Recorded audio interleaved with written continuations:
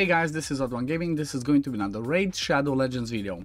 Today's video is going to be a little bit of a more different one, more interesting one. It's not going to be specifically a guide on a dungeon or arena or, any of the areas of the game. However, what I want to talk about today is what are the number one or top 10, 5, whatever priorities of what you should be focusing in the game, okay? And the reason why I chose to make this video today is because we have the free gear removal for 4 days, so this might give you an idea of what you should maybe start regearing your account and what to prioritize first. But basically it's going to be based on the rewards that you get for doing certain content in the game. So my my advice is going to be assuming that you already do dungeons 20, okay? So just not on hard, but just on normal stages 20.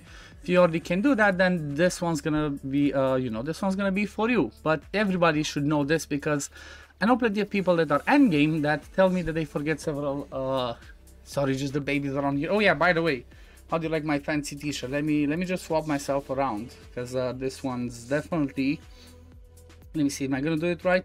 Yes. So the fancy t-shirt, because I'm a dad, for those who don't know, I'm a gamer dad.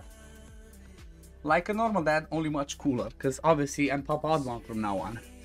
So yeah, what I want to talk, like I said, is what you should focus first, because like I was saying, there's plenty of people that are endgame but are telling me that maybe they don't do certain areas like faction wars daily, and those are massive mistakes. Okay, so let's start by number one. Number one priority in the game, it doesn't matter if you're early, mid, or end game, is always going to be the Demon Lord clan boss, okay? The reason why this one's the best place in the game, and the thing that you should always prioritize first, especially Ultra Nightmare if you can get there, it's because once you get the top chest, you basically have a chance to get daily shards. Like, you're pretty much guaranteed to get an ancient shard, but you can get voids, you can even get sacreds and legendary skill tomes. These are huge, these are amazing.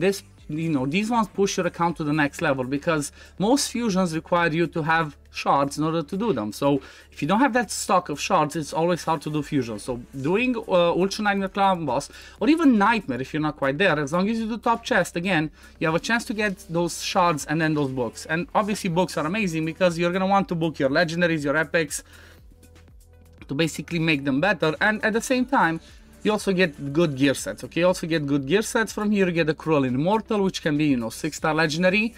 And one other thing that I actually didn't realize how valuable it is the fact that you actually get Ascension Potions. Every single day you can get Ascension Potions. Like, I didn't realize it because I've not been paying attention, but because if you do this daily, you get so many that you pretty much almost never have to farm those potion keeps anymore. So that's number one. Now, number two, which this one, people might say it's not number two, but I guess, let me go with the more obvious one, I guess. Number two is going to be the Doom Tower.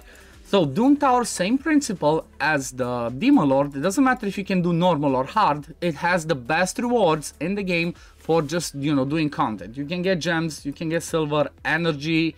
Then once we get higher on normal, you're going to start getting, where are the shards? You're going to start getting void shards. Again, another void shard here, another void shard. You get epic books, so that's normal. But then if you move over to hard, it's even better rewards. Basically, if you manage to finish the Doom Tower on hard every single month, you guarantee yourself 2 sacreds. That's 2 sacreds that you easily get every month, plus the one from the monthly, that's 3 sacreds. And then you combine that with doing the Demon Lord, that's a lot of shards. Plus, at the same time, you can get, again, even over here, energy, gems, and also legendary skill tomes, void shards, another legendary skill tome, epic tomes, so a ton of good rewards. That's why I believe, from my point of view, number 2 priority in the game to, do daily, not forget, is going to be Doom Tower. And now number 3, and this is the one that I hear lots of people that, when I do takeovers or I do some coachings or whatever. By the way, if you're ever interested in takeovers, just go to my Discord. There's gonna be a link in the description and the pinned comment. Come over there, check my takeover services section, DM me, and we can sort you out any area of the game. I basically offer faction wars help, arena, dungeons, Doom Tower, Hydra, you name it. The only thing that I'm not doing anymore is gear cleanses. Apart from that, I can help you with everything. But number 3 is going to be the faction wars. This one you should be doing religiously, okay? You should be doing religiously faction wars, even if you're not at the top end, and even if you don't get Lydia, if you don't have Lydia yet, even though I would say you should try to get Lydia because she's a game changer. And the reason why this one's so good is because this is another thing that pushes your account to the next level. Because let me show you a simple example of, let's say, my fastest champion, okay, Arbiter.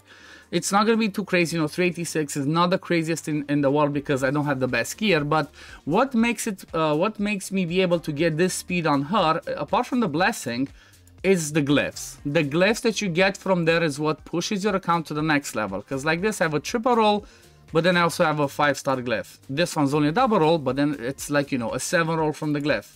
Again, triple roll, 5-star glyph. Triple roll, 6-star glyph. You can tell, you know, you see what I mean.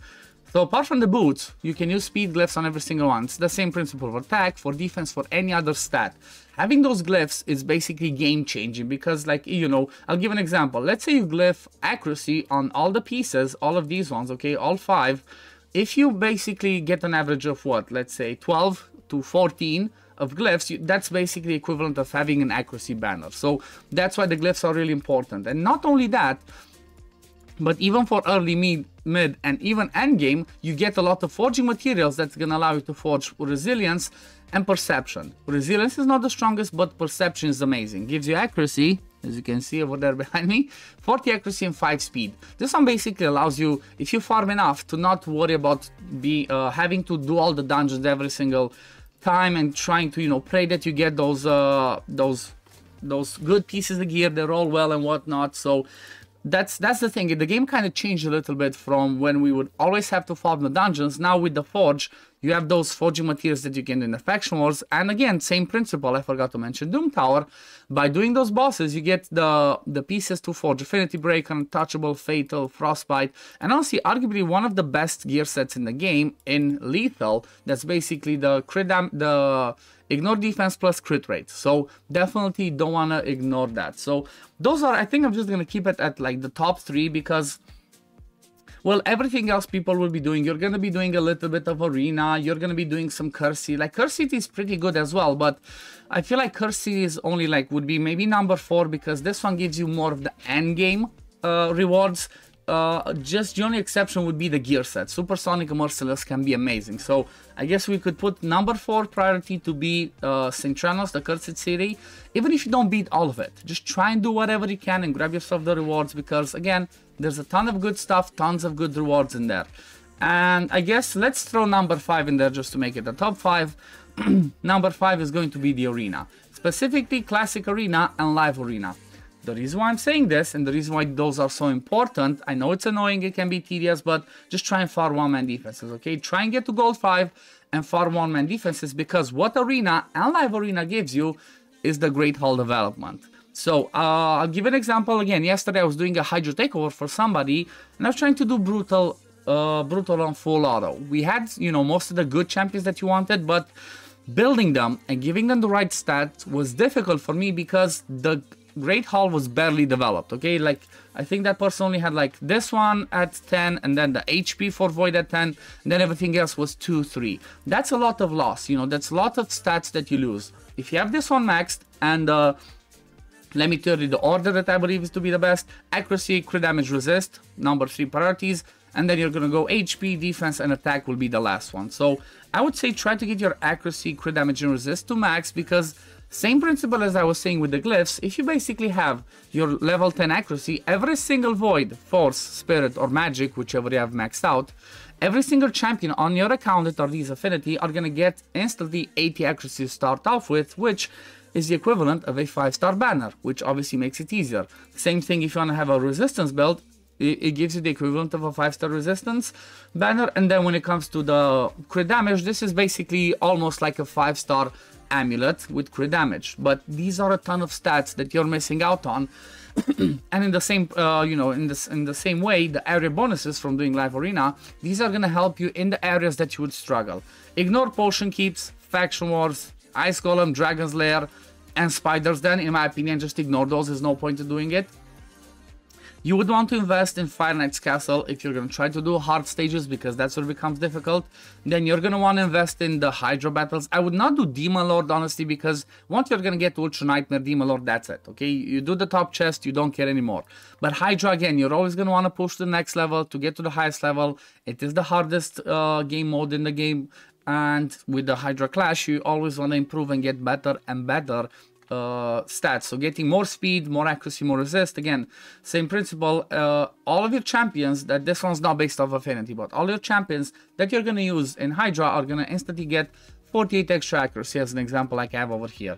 Then again, Sand Devil and Phantom Shogun I would ignore, and then the next one I would think is Cursed City, because like even me, if I've been playing for 5 years, I cannot be the hard stage of Cursed City, which I'm happy because I still want to have a challenge in the game and something to look forward to in order to you know not get bored, because I would get bored if I beat everything, and what am I gonna do? So I guess we're gonna leave it at this. I guess this is like top 5 most important things that you definitely want to do daily on your account to basically get the best rewards possible. Obviously, don't forget about the dailies, okay? Do your dailies, because monthly you're going to get a Sacred, you're going to get a Void Shard, and obviously advanced as well for the energy and all that. But anyway, I think we're going to leave it at this. I hope this video was helpful to you guys. I hope that what I said here helped at least 10-20% of you guys. Maybe there's plenty of you out there that watch this video and say like, you know what, I didn't realize how important it is to do Faction Wars daily. I was just doing Clan Boss and that's it. No, don't forget about Faction Wars. That's the thing that I always want to emphasize on. But yeah, thank you all for watching, guys, and I'm going to see you in the next one. Peace, love, take care, everyone. Bye, guys.